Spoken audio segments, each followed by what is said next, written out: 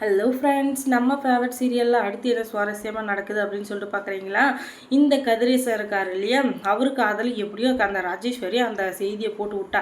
அவங்க சும்மா இருப்பாங்களா? அவர் தை தக்க தை இந்த பக்கம் அந்த பக்கம் குதிக்கிறாரு. அதுவும் இல்லாமல் என் பேத்தி எங்கே போனால் என்ன, ஆனால் என் பேத்திக்கு தொலைஞ்சது காரணம் இந்த மல்லி தான் அப்படின்னு சொல்லிட்டு வானத்துக்கு பூமிக்கும் தைய தக்கன்னு குதிக்கிறாரு. இந்த இதில் இவளை விடக்கூடாது, இவளை விடவே கூடாது, இதுதான் நல்ல சான்ஸு. இவளை ஜெயிலில் தள்ளி விட்டாதான் அதுக்கப்புறம் நம்ம பேத்தி நம்மக்கிட்ட வருவா. நம்ம அம்மாவே இல்லை, அதுக்கப்புறம் நம்மையா இவங்க இருக்கணும் அப்படின்னு சொல்லிட்டு எப்படியாச்சும் நம்ம கூட சேர்ந்துருவா. அது எல்லாம் நடக்கணும்னா இந்த மல்லி ஜெயிலுக்கு போகணும், இல்லை இவ இருக்கவே கூடாது அப்படின்னு சொல்லிட்டு இவர் பிளான் போட்டிருந்தாரு. அதில் ஒரு பிளானாக இப்போ ஒன்று நடந்திருக்கு. அது என்னென்னா, மல்லியை ஜெயிலில் தள்ளுறதுக்கு ஒரு சான்ஸு. போலீஸ் ஸ்டேஷனில் போய் கம்ப்ளைண்ட் கொடுக்குறாங்க. என் பேத்தியை இவன் நல்லா பார்த்துக்கிறேன்னு சொல்லிட்டு ஓவராக சீனை போட்டால் கடைசியில் என் பேத்தியை தொலைச்சிட்டு நிற்கிறா. இது எல்லாத்துக்கும் காரணமான இவ்வளோ சும்மாவே விட மாட்டேன் அப்படின்னு சொல்லிட்டு போலீஸில் கம்ப்ளைண்ட் கொடுக்க போலீஸ் தாரையாக வராங்க. முக்கியமாக மல்லியோடைய எதிரி அந்த தீபிகா, அவங்களுக்கு சின்னதாக ஒரு விஷயம் கிடைச்சாலே மல்லிக்கு எதிராக அதை நல்லா ஒரு பீடா போட்ட மாதிரி இருக்கும். இப்போ அல்வா துண்டே கிடைச்சா அவங்க சும்மா விடுவாங்களா? அவளை மின்னு துப்பிடுற மாதிரி வராங்க.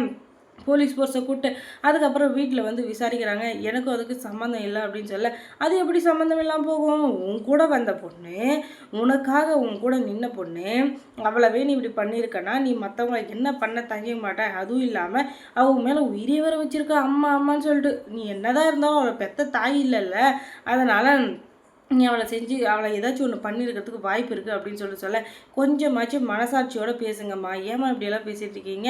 நான் என் குழந்தைய அப்படி பண்ணிவிடுவேனா அப்படின்னு சொல்ல, நீ பண்ணுவடி, நீ பண்ணுவேன், நீ ஒரு கல் நெஞ்சக்காரி, இன்னும் நல்லவன் வேறு, இன்னும் நாங்கள் சர்டிஃபிகேட் கொடுக்குறோமா? அதெல்லாம் நடக்காது சரியா? நீ எவ்வளோ பெரிய கேக் மாதிரி மொல்லை மாதிரி முடிச்சவைக்கு ஃப்ராடு போட்டுண்டி அப்படின்னு சொல்லிட்டு எனக்கு நல்லாவே தெரியும். நானும் எப்படா அப்படின்னு சொல்லிட்டு காத்துருந்தேன். இன்றைக்கி தான் எனக்கு நல்ல சான்ஸ் கிடச்சிருக்கு. இந்த சான்ஸை மட்டும் நான் மிஸ் பண்ணிட்டேன். அதுக்கப்புறம் அந்த தினேஷுக்கு அக்காவாக இருக்கிறதுல அந்த சரித்திரமே இல்லாமல் போயிடும். அதுக்கப்புறம் அவனுக்கும் எனக்கும் எந்த உறவுமே இல்லாமல் போயிடும். நான் அவனுக்கு பண்ணி கொடுத்த சத்தியமும் நிறைவேறாமல் போயிடும். இன்னைக்கு உன்னை கோழித்தோலை உரிக்கிற மாதிரி உரிச்சிடறேன்டி அப்படின்னு சொல்லிட்டு போலீஸ் ஃபோர்ஸை கூப்பிட்டு அரெஸ்ட் பண்ணி கூப்பிட்டு போகிறாங்க. ஐயோ என்னை விட்டுருங்க, நான் எந்த தப்பும் பண்ணல அப்படின்னு சொல்லி இவங்க கத்துறாங்க. யார் காதலுமே உள்ள, முக்கியமாக விஜய் காதல. ஏன்னா என் குழந்தை காணாமல் போன துக்கத்தில் அவள் போனால் என்ன போகலாம் என்ன அப்படின்னு சொல்லிட்டு அவரும் ஒரு பக்கம் நின்றுட்டுருக்காரு. என்னதான் இருந்தாலும் அவருக்கு அந்த மல்லி ரெண்டாவது ஒய்ஃப் தானே, ஒய்ஃபும் பொண்ணு தானே, அவருக்கு எப்பவுமே உயிர். அதனால் மல்லியை போனால் போட்டோம் அப்படின்னு சொல்லிட்டு விட்டுறாரு. என்ன விஜய், உங்களை நம்பி தான் மல்லி இருக்காங்க. மல்லி உங்கள் மேலேயும் வெண்பா மேலேயும் உயிரே வச்சுருக்காங்க.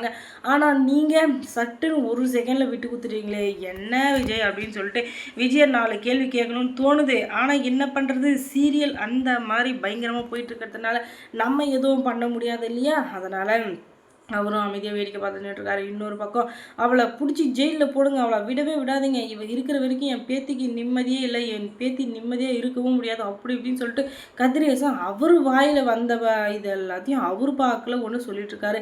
ஏன்னா அவருக்கும் ஏதாச்சும் ஒன்று இப்போ டைலாக் கொடுக்கணும்ல, அதனால தான் என்ன இப்படிலாம் பேசுகிறாங்க அப்படின்னு சொல்லிட்டு ரொம்பவே வருத்தமாக இருக்குது நம்ம நாகுக்கு. ஆனாலும் என்ன பண்ணுறது, யாருக்கிட்டையும் எதையும் பேசவே முடியாத ஒரு சூழ்நிலை இருக்காங்க. ஏன்னா ஜெயிலில் அரெஸ்ட் பண்ணி கூப்பிட்டு போயிட்டு இருக்காங்க இல்லையா, அங்கே யார் ஜாமீன் எடுப்பாங்கன்னு தெரியாது. இன்னொரு பக்கம் அவங்க நிரபராதி நிரூபிக்கவும் முடியாது. அதனால் அமைதியாக போயிட்டுருக்காங்க. அதுக்கப்புறம் அவருடைய செல்வாக்கு, அவருடைய நல்ல குணத்துக்கு விஜய் எப்படியும் வெண்பாவை கண்டுபிடிச்சிருவார். ஆனால் வெண்பா எங்கே இருக்கான்னு தெரியல, ஆனால் கண்டுபிடிக்காம விட மாட்டார்.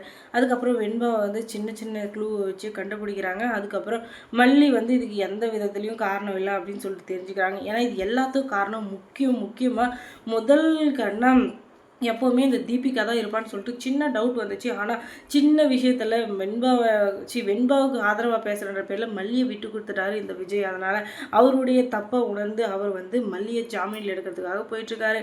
அதுக்கப்புறம் மல்லி சீரியலில் என்ன சுவாரஸ்யமாக நடந்திருக்கும் நீங்கள் தெரிஞ்சுக்கணுன்னா நம்ம சேனலை சப்ஸ்கிரைப் பண்ணுங்கள்.